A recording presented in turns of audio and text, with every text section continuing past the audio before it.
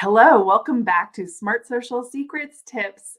I'm Cami Hoyza, I'm your host, and I am going to talk to you today about when you're feeling completely and utterly unmotivated and what to do about that. So I know I'm going to start with the story.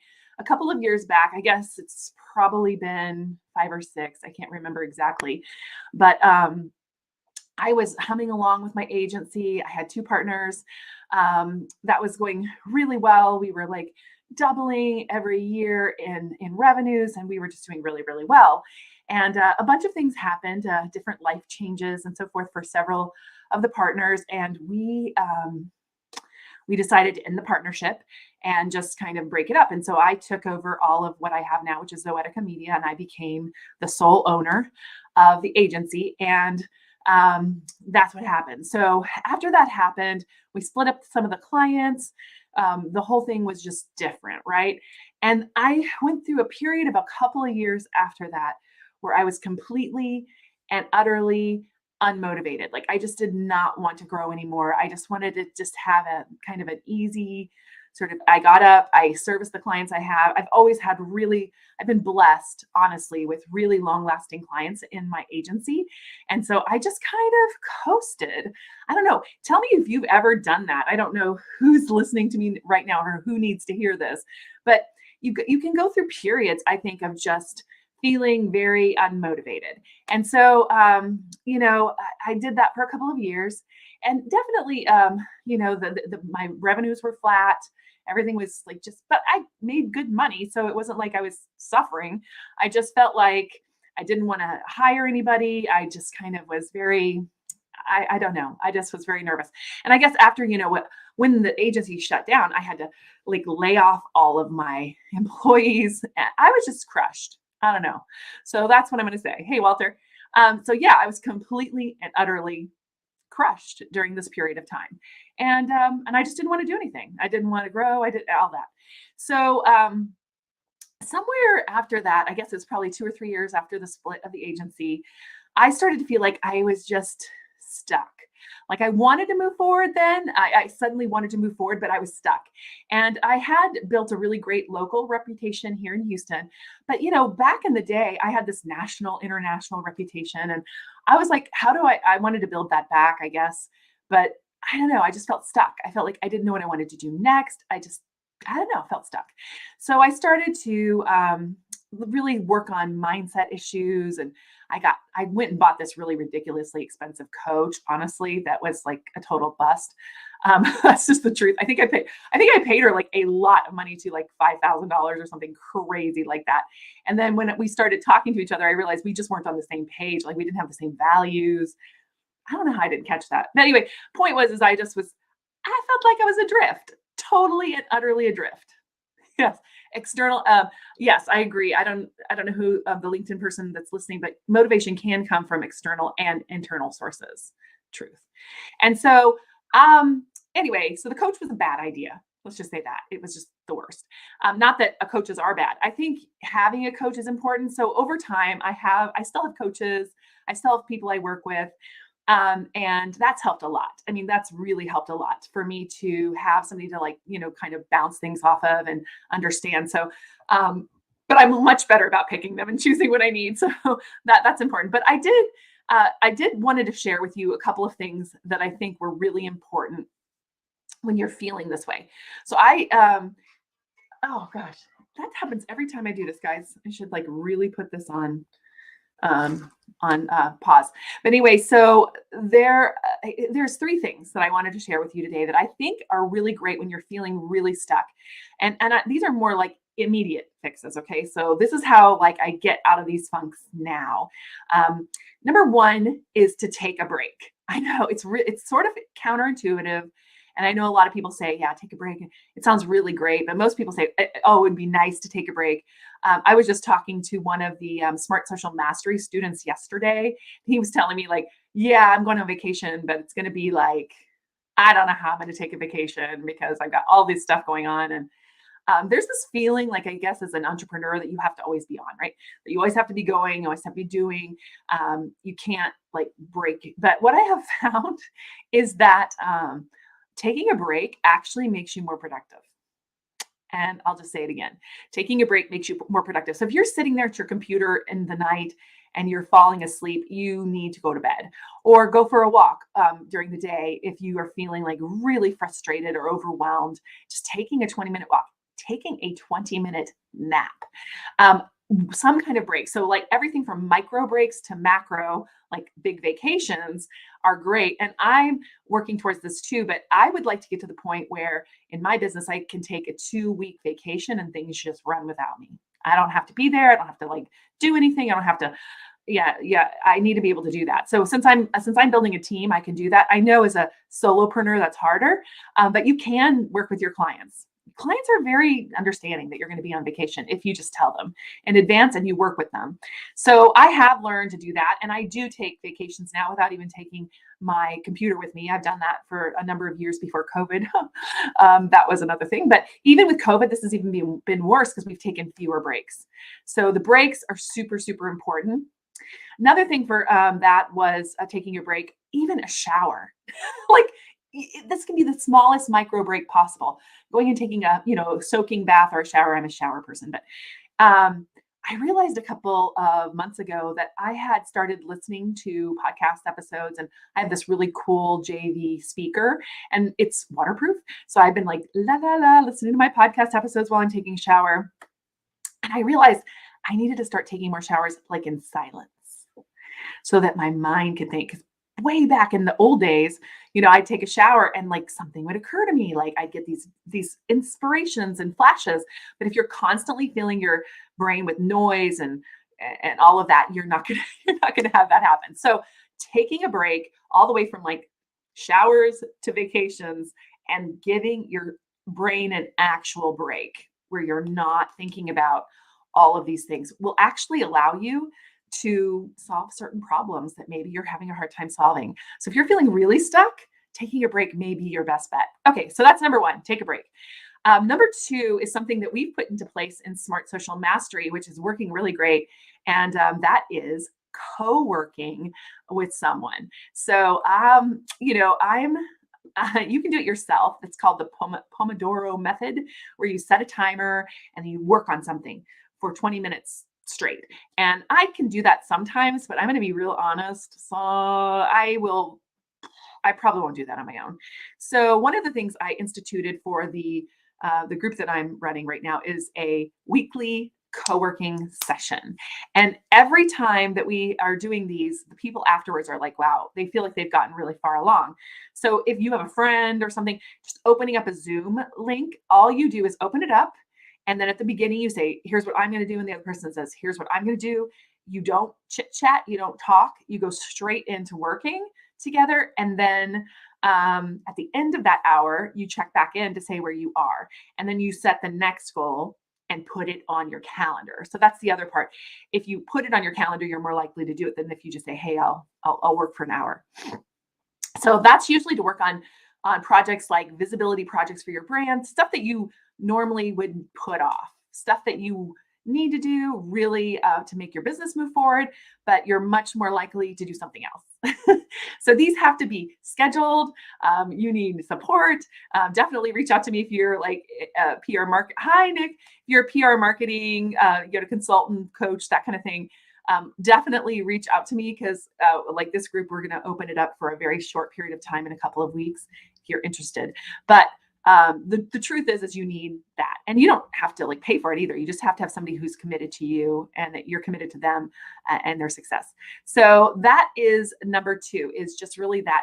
So number one is take a break. Number two is co-work and set, I call them, what do you call them? Intentional times to do these little work. So if you can do just 1 hour a week on a project that you feel stuck on, like just 1 hour a week, put it on your calendar, only do that thing for that 1 hour.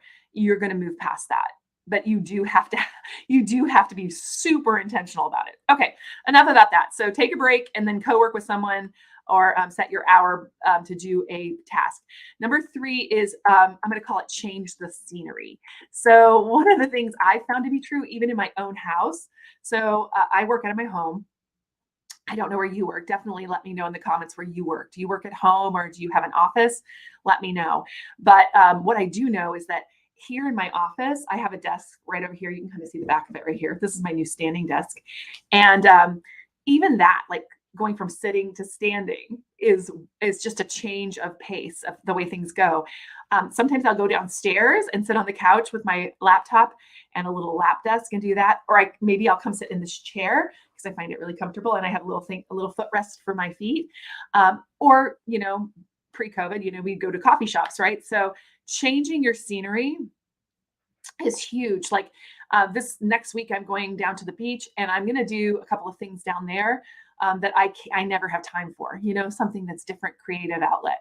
And we're going to be the beach house, right? So that's going to be awesome. In fact, I won't be here next Thursday for that reason, but we're going to be at the beach house and I'm going to just relax and, think about things in a different way. So changing your scenery is super important. I remember when I was writing my first book draft, I actually booked a hotel room here, like a few miles away from my house, because I've got 3 kids, my husband, we have a lot of people in the house. And so I wanted to go and just like really think about the book draft. And I did that. I checked into a hotel for a night, right? So I went there for a day and checked in overnight and I just worked on that. So changing the scenery is huge. So these are, the 3 things I wanted to bring to you today. The first one being taking a break, which means these little micro breaks and also vacations. Number 2, co-working with someone and also setting intentional work blocks in your calendar. Really, really, really important. And number 3, changing the scenery when you're feeling burnt out and so forth. And you know what? Just shaking things up a little bit. It doesn't take like huge Herculean efforts to get yourself unstuck. I thought I had to get a coach. I thought I had, what was wrong with me? How do I get out of this like funk, I guess is the best way to put it. But really the way to do it is by just these small micro adjustments to your schedule and to how you do things. So does that make sense to you guys? I don't know. For those of you who are here, I would love it. Hi, Mama. And so, yeah, my mom's here. Sorry. Hi, Mom. I work at home. Yeah, I see you, Nick. Desk and bed and co-working spaces. Yeah, co-working spaces are also really awesome. Yeah, it is. Co-working is much more productive for projects. I wouldn't do your regular work unless you're super like extroverted. Some people are, right? Some people are really extroverted and that's really like empowers them. Usually it's distracting, but for like projects, like doing just one little thing of it, that hour-long block that's super focused, and then having a person at the beginning and the end that you're accountable to, you're less likely to like wander off the farm and do something different. Does that make sense? Just a little bit. Cool. Hey, Eric. Yeah. So he says small micro adjustments. Exactly. And Walter says makes perfect sense. And you're exactly right. Yeah. Yeah, I totally agree, Eric. Some Houston co-working spaces are super loud and that's really hard. So I don't really mean like going to a co-working space, although I know that's really powerful for some people. It just co-working, I could not work. I have to have my office here because I've been doing this I've been working from home now for 20 years, guys. Actually, this month, April. It'll be April. It'll be 20 years since I started my business. The reason I say that is because the day I got married, basically I started the new business and we moved to San Antonio from DC. That's what happened. I got married and I moved on the same day. Don't recommend it, but it's what we did. So it was crazy. Anyway, so yeah. Anyway, I know.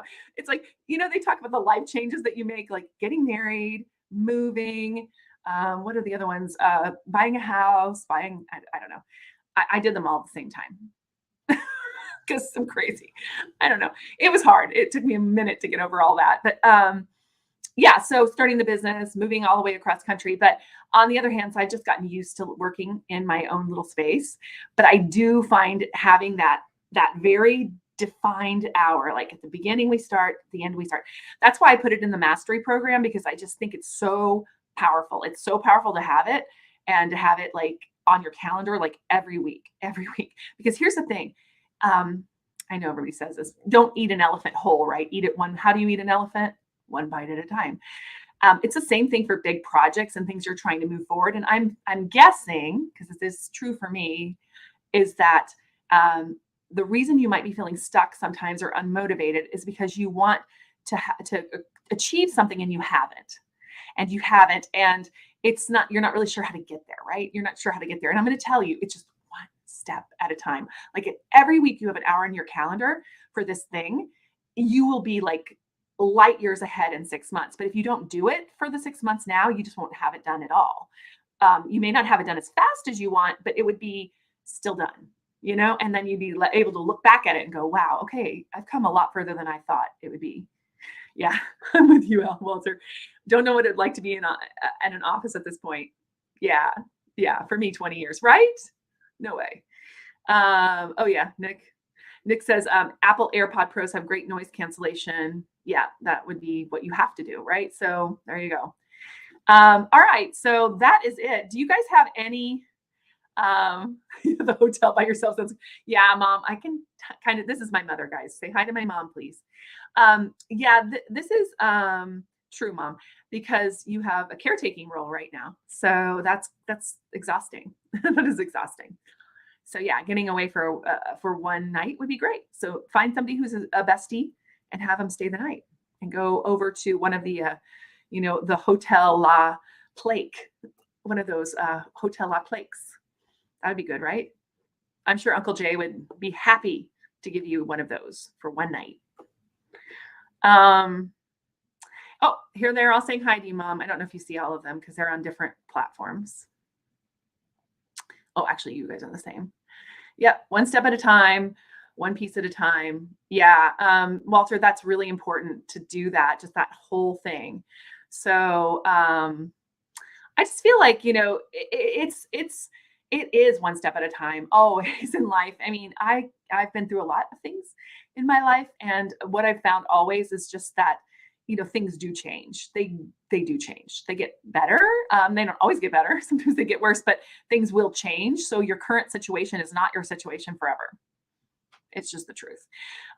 So whether it'll get better or worse, I don't know. But that's, largely dependent on your thinking about things and how you manage your mind and how you manage that feeling. But I do know that when you're in a really bad situation, it always feels like it's going to last forever. That I do know. So if it's feeling like it's going to last forever, just have faith that it will change and things will be different. So I hope you guys all know that. So yeah, I do feel unmotivated sometimes, and that's how I get out of my funk. I have those three things. I take a break. I co-work sometimes to help me get through the front and the back of it, and I change the scenery. So, lifelines, that's maybe the co-working thing. What's your lifeline? Who do you reach out to? How do you manage it? Don't do life alone. Don't try to do all this stuff by yourself. As a solopreneur, which I've been for many years, although now luckily I do have a beautiful team. I tend to go it alone. I've always tended to go it alone. Right, Mom? You can tell him. My mom knows. So I tend to kind of want to do it myself. I'm sure that might have been my first phrase. I don't know, Mom. You can tell him, I want to do it myself. I'm sure that was definitely me, and always is and still is. So all right, guys, I am going to let you go. I've loved hanging out with you today, and I hope you got something out of this. Could you tell me in the comments? I'm like, what are you going to take me up on any one of these suggestions? Are you going to take more breaks? What kind of break would you take? Are you going to do a little bit of a accountability co-working thing with somebody? Tell me if you're going to try to do that. And number 3, are you going to change the scenery? Are you going to do something cool, like go check yourself into a hotel or whatever? Let me know. That'd be awesome. All right, guys, I will see you in 2 weeks because I'm going on vacation, sort of. I mean, I'm going to go next week for one or 2 days on vacation. So I will see you in 2 weeks. And I'm headed out now to La Grigia. If you're in Houston, the IABC has a really cool group called eSig, and I'm going to be going to speak with them, and we're going to do a thing about how to create your own content quickly. I've got a cool new exercise that I'm going to try out on them. Maybe that'll be my next live stream. It's really cool. It's like, it's this really cool exercise that gets you some content that shows your personality. I don't know. Are you interested in that? Let me know. And I'll be happy to do that one when I get back for you. Cool. All right, cool guys. I will talk to you later. Oh, socials. Oh, yeah. No, Nick, I'm not, because I am going on vacation with my family, and that happens to be the week and always has been. Social media marketing world. I think that's what you're asking me. Anyway, social media marketing world is next week, and I never go because it's during the spring break of my kids, and for me, that's like, yeah, my family's first, so always. Anyway, uh huh. I will. I'm really excited about La Riglia. So I've got to go and do that now. So guys, I will talk to you soon, and I hope you will do one of the things I asked you about. So tell me in the comments you're going to do one of the things, and I'll feel like this was a worthwhile live stream. Oh, Magisha says hi. Hey, Magisha. It's like family day today. Magisha, how are you? So yeah, Magisha is like my son, like my other son, right, Magisha? Yeah. I've known him since he was like, I don't know, how old were you when 9 years old? Now you're a big grown-up man. Gosh, I love it when you come by. He's in Uganda. Actually, you're not in Uganda right now, are you? Are you? Anyway. So anyway, guys, I am going to throw kisses here, and I will talk to you soon. And Tracy's on it. What are you on, Tracy? Which one of them? Nobody's given me any of the things you're gonna do. I know. I'm being like really, really like needy right now. Oh, so you're gonna do the getaway thing. Thanks, Mom. You're the first one. You were 9. Yeah, you were 9. Oh my gosh. Now you're grown up with like 2 children, beautiful children. Beautiful children. Like my grandbabies. Nick's gonna take a vacation. Yes. See, I need to know what you guys are gonna do. Nick's gonna take a vacation. Okay, you're gonna take a break. Are you gonna walk, Walter? What kind of break? I know I'm really picky. I want you guys to succeed. I want to know what you're gonna do. You know? Anyway, cool. Awesome. Yes. And my mother and Mugisha, my mom says her great grandbabies, right? Oh, Mom, they're so sweet. I'll have to send you the pictures. They're beautiful. Beautiful babies. You make beautiful babies, Mugisha. Very pretty and cute and handsome, I should say. Handsome and pretty. Geez, I know, Walter.